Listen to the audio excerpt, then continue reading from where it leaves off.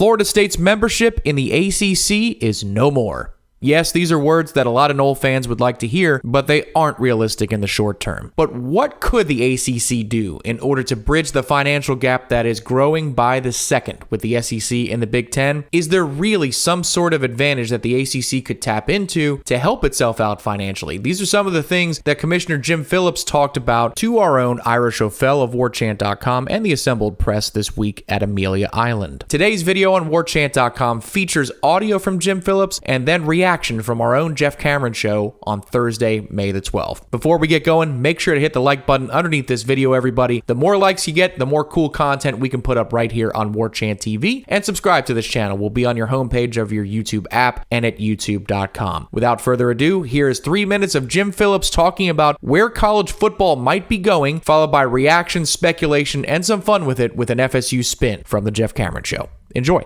I've said this before. I mean, I don't think that a national breakaway is about to happen because of the transformation committee. I don't see that kind of movement. I hear a lot about Power 5, moving away from everyone else, maybe moving away from some of the deregulation and having more opportunity to do some more things from an autonomy standpoint. But I don't see that happening right now or over the next 5 or 10 years. I just don't. We're binded by several things, including, the sport of basketball, which no one wants to disrupt. That feeds a lot of mouths in college athletics, and a lot of schools depend on that. And it's one of the great tournaments that we have within college athletics. And I'll just say this: I think it's time for us to look at alternative models for football. Outside of maybe what we have right now. If we're ever going to do something, and I hear about the future of football and taking care of the sport of football, this is the time to do it. This is the time to do it when you're reorganizing a structure like the NCAA. What are you doing with the sport of football?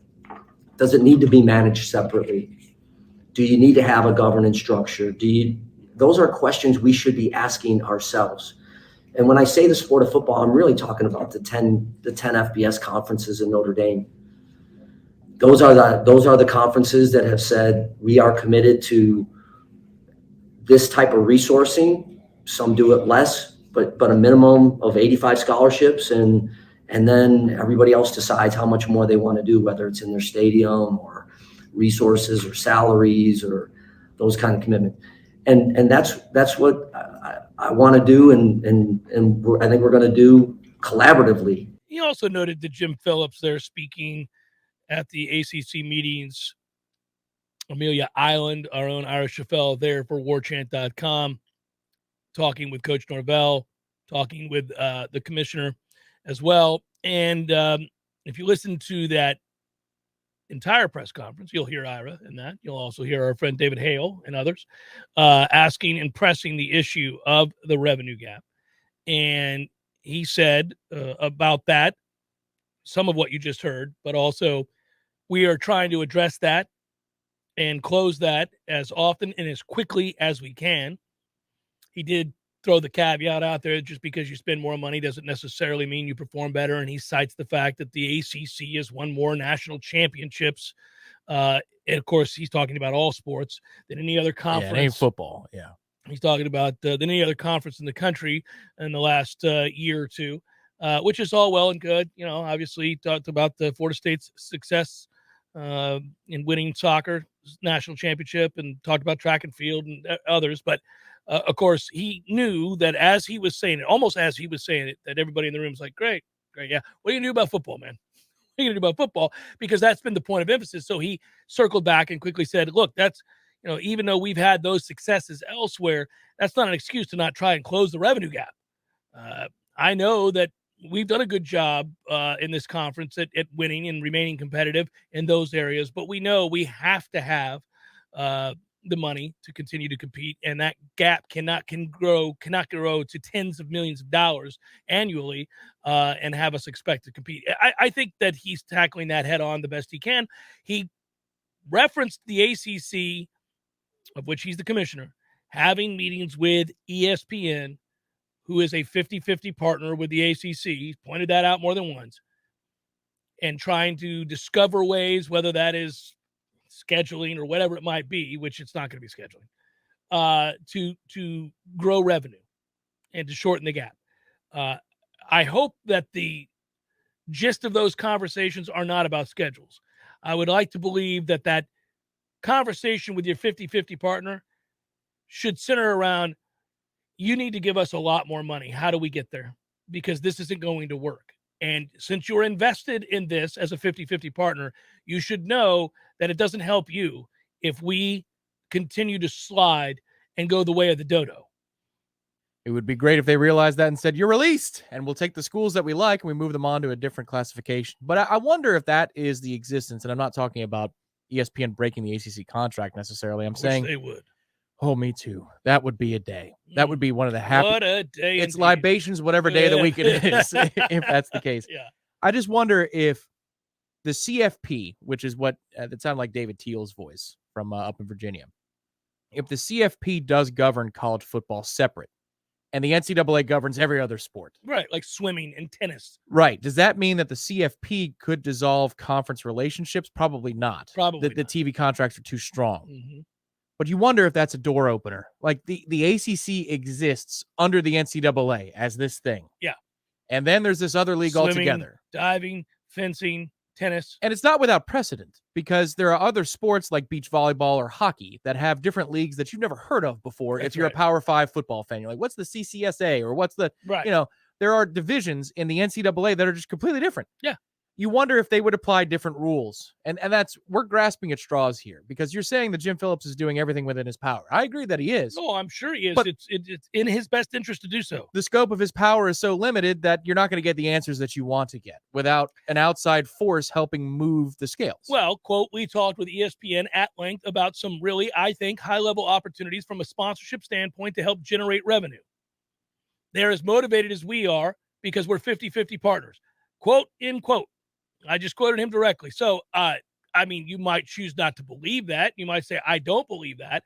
I think that the vast majority of fans are jaded to a place where anything that ESPN does, there's pushback, blowback towards. Some of that understandable. Some of it's just nonsense because they're the biggest dog. But I just don't know that there's anything unique that the ACC can do that other conferences wouldn't jump on. Like, for example, let's just say, because they're hiring a chief revenue officer, like that's what the ACC is doing, somebody who their only job is to find ways to make more money. Okay, whatever. If you throw a brand on a jersey during football season, right? Like maybe that's the deal. ESPN's like, well, what if we sold to corporate partners and then they got to be on the helmet or whatever, or the jersey of the particular teams? Well, then the SEC and the Big Ten is just going to do that the next year. It's not a unique opportunity. Or they throw an ad on the football field. Between the 10 and the 20-yard line, you can find a corporate partner, right, maximize your revenue, and here it is. Only the ACC has this. No, yeah, a year later, there is no unique thing that we can do. Now, we might get a year where there's a head start, but no, there's nothing. That's the limit of what we're talking about. No, you need to renegotiate the contract and figure out a way where it would make sense for your 50-50 partner to do so. I don't know what that is. You can't magically make the ACC a more attractive conference, I don't think. I mean, as a basketball entity, they always have been probably a number one on that list. There was a brief moment in time where the Big East held that title, but for the most part, the ACC has. And even in years where the ACC is largely dismissed like they were this year, they ended up having the best of all the conferences in college basketball tournament run. Like, while he's having these conversations, I go back to something that Gene and I kind of sparred about at the end of the roundtable about the votes. I'm looking at the votes. Like, how many votes would it take to get this thing to be disbanded? And if it's a super majority of 2/3, I think that's 9 teams. Mm-hmm. If you need 75%, who do you have to pay off to get there? Right. That's what I'm saying. Like, who do you have to pay off? Because I think you can find landing spots in the super conference existence for maybe 8 institutions without a doubt that the ACC has. You can find a super conference home. These other ones, like, okay, who wants $500 million to say yes and vote to this thing? And then you go wherever you go. Go with God. That's what I'm looking at. I'd rather try and find a way to execute an exit clause. By the way, it's funny. The answer changes the more we talk about the super conference and which teams make it and which teams don't. So we now know that, for example, if the Big Ten, if we get back to the days in which teams were being poached and the conferences were changing right before our eyes, well, I say get back to it. It just happened again. The SEC just poached Oklahoma and Texas. So when that was all going on, we thought about the musical chairs game that was going down and, well, who would be invited and why? Like, so would Clemson get invited to the SEC? Well, at that time, we said no because the SEC had the clause, the understanding, the wink, wink, nod, nod agreement that they wouldn't take teams from the same state of an existing SEC school. So Florida was like, well, Florida State can't get into the SEC because Florida's already in. And obviously, South Carolina's like, no, Clemson can't come in here. We're in the SEC. Well, that's all went away when the SEC grabbed Texas A&M and then Texas, and now has grabbed Oklahoma, right? And so they said, screw your agreement. Those are more yes votes for Florida State, too, on the other side of the ledger. Yes, they are. Yeah. Yes. So I'm glad that they went ahead and turned their back on the quiet agreement or the understood, unwritten rule of inviting, because maybe we do get an invite someday. But we now know that the Big Ten is desirous of North Carolina. They want to bring North Carolina in. I would think that might be true of, I don't know, Duke as well. Right. Or Virginia. Or Virginia. Right. Right. Right. That's what I'm saying. You can get to 8 or 9 pretty quickly if the Big Ten, with the academic standing and what they like to And you would preach also about. need to know, I mean, there would have to be a lot of back under the table, back alley agreements. Like, okay, now look, then it's for a moment, it's going to look like you're in the lurch. We're coming for you. We got you. right. Then you bring BC, Wake, and Syracuse into a room and you say, shoot him in the back of the head. well, before you do that, you try this and you say, who wants $500 million first taker? Because we're getting out of this. We're getting out of this. But one of you is walking away with a lot of money. And we wanted to present it to all of you at the same time. Time for aggressive collapsing of the ACC. Good luck. Who's going to raise the hand first? You just bring in the Iceman.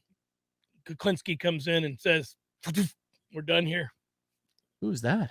Oh, you never saw the Iceman interviews? Mm-mm. They're fantastic. Pull them up on YouTube. You'd love them. Richard Kuklinski. He was a serial killer? No, mafia hitman. Oh, Might okay. as well have been a serial killer, but he was a mafia hitman. And he is like 6'6", 300 pounds of pure, soulless devil, kill you, look you right in the eyes. He's the real Luca Brasi. Unremorseful. Thanks for checking out this video, and remember, if you have not done so already, hit the like button below and subscribe to Warchant TV.